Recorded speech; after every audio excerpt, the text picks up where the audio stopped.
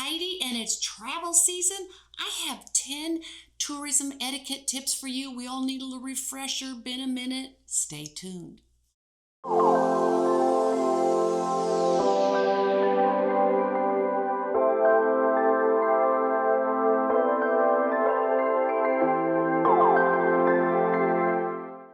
Okay, so you're excited, you're planning a trip. It's about time, right? Okay, so since it's been a little while, let's go through my top tourism etiquette tips. This will ensure you have a seamless, marvelous trip, no etiquette faux pas. It's going to be fabulous. So, coming in at number one, be our guest. Yes, do you know really when you leave your home, you become a guest. You're a guest out in the world. You're a guest at a hotel or a train or an airplane or someone else's car, maybe. You know, when you travel, you are a guest. Maybe you're in another country and you are a guest in that country, so you need to behave as a guest would. Be very respectful and be very mindful of your surroundings. You are a guest. Okay, well, now number two coming in is book early. Yes, okay, the earlier you can book things, the better it's going to be for you, and you can book just about anything you want to do. Day trips, sites, museums, all sorts of things online. Do it early. This can help you skip the queue.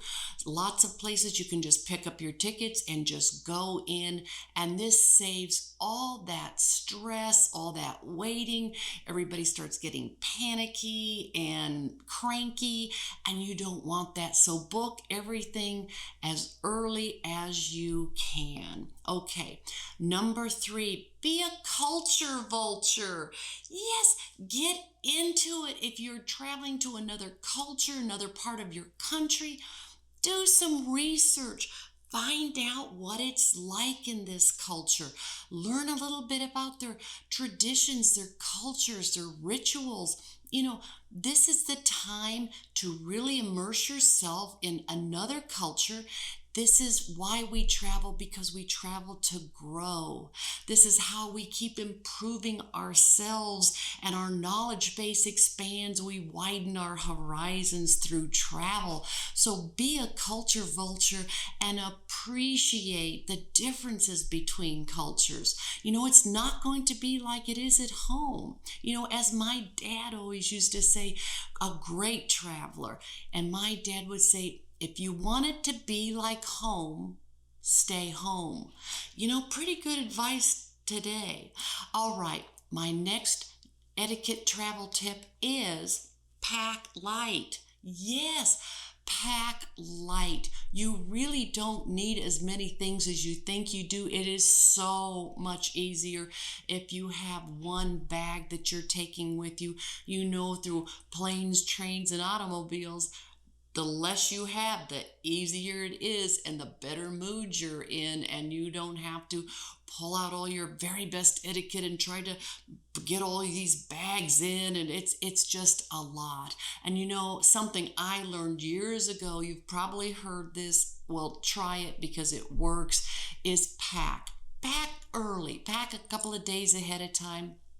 Pack everything you think you need, because you're a culture vulture. You've researched the culture. You know that in many places, maybe you're visiting places of worship, and for ladies, you need to have your shoulders, maybe your arms covered. And a nice sweater is a great thing to have packed. I never travel without a big pashmina. This can go on me. It can cover my head. It can cover my shoulders. I never leave home without it, is my pashmina. And so the old adage, pack everything early, go to bed that night, give it a rest, forget about it, go back to that suitcase, take everything out, and only put half back in. You'll thank me later, because you really don't need that much stuff. Just take the things you know that you will need to be respectful in that culture. Maybe it's really a modest wardrobe. Just do your research. Okay, my next travel tip is blend in a little bit. You don't want to be in the situation where maybe you're in a very crowded tourist area because you want to see the sights, of course.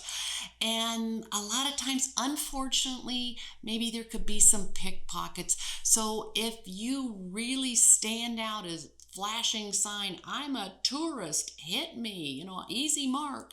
No, you don't want that. So notice what the locals are wearing. Do that research ahead of time. When you pack lightly, have some things. Maybe the big clunky tennis shoes with the white socks, maybe you don't take those. When I travel, because you need good travel shoes, I wear Echoes. They're not running shoes or tennis shoes, but they look a little bit better, but they're super comfortable. I can walk miles in it. We could do a whole video on packing if you like. Drop me a comment. Okay, so pack light. It's going to be your friend. You'll thank me later. Okay, so blend in. You just don't want to be an easy mark for someone. So sort of notice what the locals are doing. Maybe you leave the big sweatshirt or t-shirt with your alma mater on it and your baseball cap turned backwards. Maybe you don't do that. Get a nice little hat. I wear a Tilly hat, worn it for years. It's great for the sun. It's great for rain. That Tilly hat has served me well. So try to blend in. It will just help avoid any unfortunate incidences. Okay, so speaking of this, don't be flashy. You don't want to flash that big fancy watch of yours, right? All your expensive jewelry. Not the time to wear it when you're traveling. No, when you are flashing expensive, extravagant things, then that could be sort of a signal to someone who might think, geez, I wouldn't mind having that watch. So you don't want to bring upon anything that could be bad. And listen, don't get the wrong idea. Traveling is very safe. Have your wits about you. Watch the time. Where you can be during what hours. Be sensible. You can travel anywhere in the world. Just be sensible, right? But just don't be flashy, because there's no sense. It can just bring unwanted things, bad things to happen. So don't be flashy. Save that beautiful jewelry for home, okay? Okay, so how about this one? Curb your enthusiasm. Okay, so say you're in Athens and you're going down the street and you've lost your friends and you're screaming, "Hey, where are you guys?" And you're screaming and you're waving your hands, "Hey, over here." Maybe you should do a little research about the culture, and screaming, waving your arms madly, going down the street might not be appropriate for that culture, and it's not there in Greece. So be mindful. Again, you've already done your research. You're a culture vulture. So watch your enthusiasm a little bit.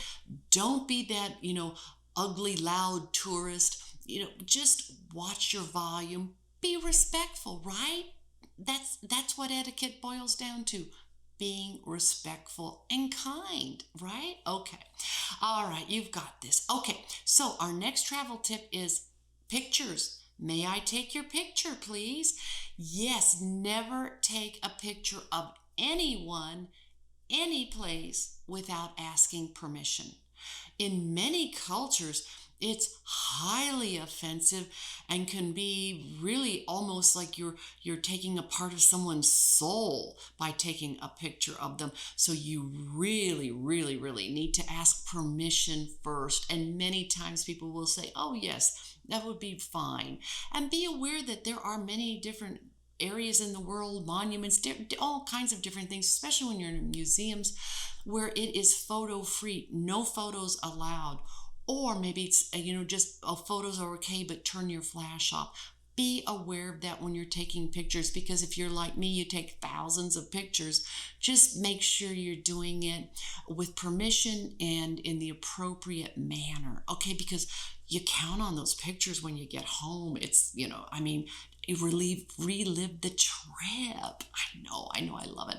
Okay, so another tip here is bonjour. Learn a few words of the language. If you're traveling someplace where there is a different language, learn how to say hello, goodbye, please, and thank you. Even maybe, how much does this cost? Learn a few phrases. It's easy to do that. You can get it online and find out how to do that. If you have any trouble, you want to know things like that, ask me, drop me a comment. I'll help you with this because it's so nice. People appreciate it in any culture, in any language. You are making an attempt to converse in their language because they're the host. You're in the host country, right?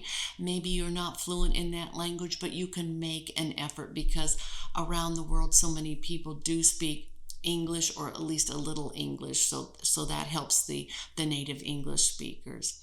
Okay, so my final tip for you as when you're getting back out there and traveling is to follow the rules. You know, there are rules. Stay on this path.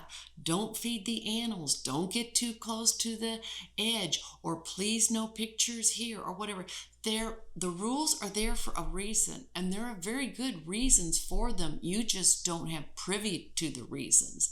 You know, it could be a real safety issue. It could be these are sacred sites, sacred grounds, and you're not to walk on them. You know, you could be someplace where the animals are, and you could be disrupting nests or the ecosystem. You just don't know. So whatever the rules are, find out what the rules are and follow them. Okay? All right. Oh, I wish you a wonderful trip. And I know we all need a little refresher on, tourism etiquette tips. So here's a few for you today. Please drop me a comment. Let me know how it goes. Love it if you'd like and subscribe to my channel. Please, I really would love that. Thank you in advance. So, best of luck, safe travels, Godspeed, and thank you so much. And as I always say, please, anywhere you are around the world, please be kind. Thank you.